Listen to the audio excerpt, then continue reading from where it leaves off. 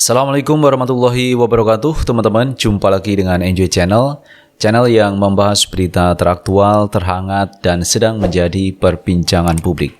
Sahabat Enjoy Channel, kali ini yang akan kita bahas mengenai Anies Baswedan, Capres potensial 2024. Nah teman-teman, tadi saya sudah baca hasil survei dari Indoriset yang mengatakan bahwa Pak Anies di Pilpres 2024 bisa mengalahkan Prabowo Subianto maupun Ganjar Pranowo. Ini hasil survei yang dilakukan oleh Indoriset.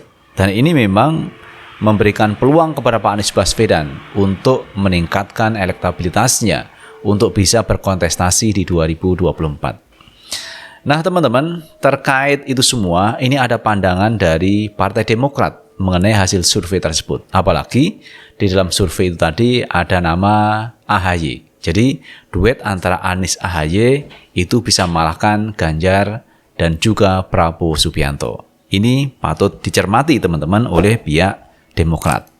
Karena Pak Anies Baswedan adalah salah seorang calon kandidat potensial dan kalau kita lihat elektabilitasnya juga cukup tinggi teman-teman. Oleh karena itu ini ada sikap dari Partai Demokrat terkait Pak Anies Baswedan bersama AHY bisa mengalahkan Prabowo Subianto maupun Ganjar Pranowo. Kita baca berita teman-teman dari Kumparan News. Demokrat buka peluang usung Anies di 2024. Tergantung kans terbesar yang menang. Jadi Demokrat ini membuka peluang untuk Pak Anies Baswedan teman-teman untuk maju di 2024 bersama dengan Demokrat. Anies Baswedan menjadi salah satu nama 3 teratas beragam survei elektabilitas Capres 2024. Teranyar, survei lembaga survei Indoriset mengungkapkan elektabilitas Partai Demokrat bisa naik jika mengusung Anies di Pilpres 2024. Menanggapi rilis tersebut, Koordinator Juru Bicara DPP Partai Demokrat, Herzaki Mahendra Putra mengatakan Partai Demokrat terbuka dengan banyak opsi dan menerima hasil survei sebagai bentuk aspirasi. Termasuk membuka peluang mendukung Anies Baswedan di 2024. Jadi Demokrat tidak menutup pintu teman-teman. Misalkan Pak Anies punya kan cukup baik dan itu dikehendaki oleh rakyat, maka Demokrat membuka peluang untuk itu. Saat ini kami terbuka dengan semua opsi. Tentu aspirasi rakyat melalui lembaga survei bakal menjadi salah satu pertimbangan kami. Untuk capres dan cawapres yang diajukan tentunya berdasarkan kesepakatan sesama anggota koalisi. Apakah itu ternyata Anies atau Ketua Umum AHY atau sosok lain, kami sangat terbuka, ungkap Herzaki Jumat 20 Mei 2022. Ia menyebut Demokrat akan mengusung capres-cawapres yang memiliki peluang terbesar untuk menang. Namun Demokrat tetap mengedepankan ideologi partai yakni mengutamakan rakyat dan memiliki kapasitas dalam memimpin Indonesia serta taat pada konstitusi dan demokrasi. Kami ingin berkoalisi untuk menang dan akan mengajukan paslon mana yang memiliki peluang menang terbesar ketika kami akan memutuskan untuk mendaftarkannya di September 2023 imbuhnya.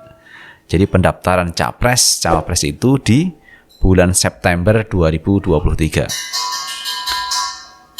Calon pemimpin yang benar-benar memiliki kapasitas, jejak rekam, dan mampu mewujudkannya dalam kebijakan-kebijakannya. Bukannya mendegradasi demokrasi Indonesia seperti 7 tahun belakangan ini. Bukan sibuk mengeksploitasinya demi kepentingan bisnis tim suksesnya. Lanjutnya, Herzaki menegaskan Demokrat masih terus menjalin komunikasi dan silaturahmi dengan para pemimpin parpol pemilik tiket untuk kontestasi Pilpres 2024 guna membangun koalisi. Paslon mana yang memiliki peluang menang terbesar ketika kami akan memutuskan untuk mendaftarkannya di September 2023, bukan berdasarkan hasil survei hari ini atau bulan ini, tandasnya. Itu teman-teman, kalau kita melihat sikap dari Partai Demokrat ternyata terbuka bagi Pak Anies Baswedan. Dan ini menjadi salah satu komitmen Demokrat teman-teman. Kalau nanti pada akhirnya banyak masyarakat yang memilih Pak Anies Baswedan untuk maju di 2024, maka Demokrat akan mengutamakan kepentingan rakyat. Ini sesuatu yang baik teman-teman dari Demokrat. Termasuk juga dengan Nasdem teman-teman. Kalau saya melihat Nasdem ini cukup dekat dengan Pak Anies Baswedan. Karena bagaimanapun juga Pak Anies dulu pernah mendirikan Ormas Nasdem sebelum Nasdem itu menjadi partai politik. Artinya peluang Pak Anies Baswedan untuk bersama Nasdem itu juga cukup besar. Jadi kalau misalkan diduetkan teman-teman antara Nasdem sama Demokrat, ini sebenarnya satu koalisi yang cukup kuat. Karena partai ini adalah partai papan tengah yang tidak bisa dianggap enteng teman-teman. Dan ditambah dengan partai-partai Islam ini semakin kuat untuk mengusung Pak Anies Baswedan di 2024. Nah, kalau kita melihat peluang seperti ini, maka ini akan membawa dampak teman-teman. Jika Pak Anies nanti punyakan besar, banyak warga masyarakat yang menginginkan Pak Anies, maka partai yang mengusung akan ada efeknya, yaitu partainya akan menjadi besar. Karena pemilih Anies biasanya memilih partai pengusung. Siapa yang mengusung itulah yang akan mendapatkan elektoral, akan mendapatkan suara yang cukup banyak. Ini terjadi juga pada 2019 dulu teman-teman, ketika Pak Prabowo maju menjadi calon presiden. Kemudian Pak Jokowi maju menjadi calon presiden, apa yang terjadi? Partai pengusung ini mendapatkan suara yang cukup banyak. Seperti PDIP menjadi besar teman-teman.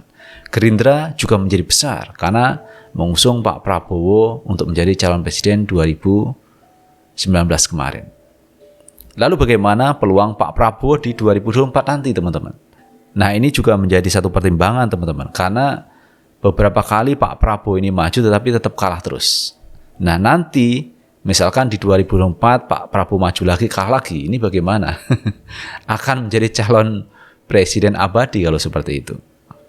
Maka menurut saya teman-teman, sebaiknya Pak Prabowo tidak perlu maju tetapi menyerahkan kepada yang lebih muda, seperti Pak Anies atau siapa. Ini saya pikir lebih baik. Tetapi kalau kita melihat di internal Gerindra sendiri, memang Pak Prabowo salah satu calon presiden teman-teman. Bahkan kemarin sudah ada deklarasi di internal Partai Gerindra membawa Pak Prabowo untuk maju di 2024. Jadi memang ini menjadi tidak main-main kalau sudah internal partai mendeklarasikan Pak Prabowo maju di 2024. Sehingga banyak politisi, banyak pengamat yang menilai bahwa di 2024 nanti kemungkinan akan muncul 3 kandidat calon presiden. Jadi ada Puan Maharani Prabowo Subianto, ada Anies Baswedan AHY, kemudian ada Ganjar Erick Thohir. Itu kira-kira konstelasi yang hari ini didapat teman-teman. Dan ini mungkin ya bisa berubah teman-teman mendekati 2023. Karena hari ini perkembangannya seperti itu. Jadi kandidat besar ini atau gerbong ini akan membawa partai politik masing-masing untuk maju di 2024.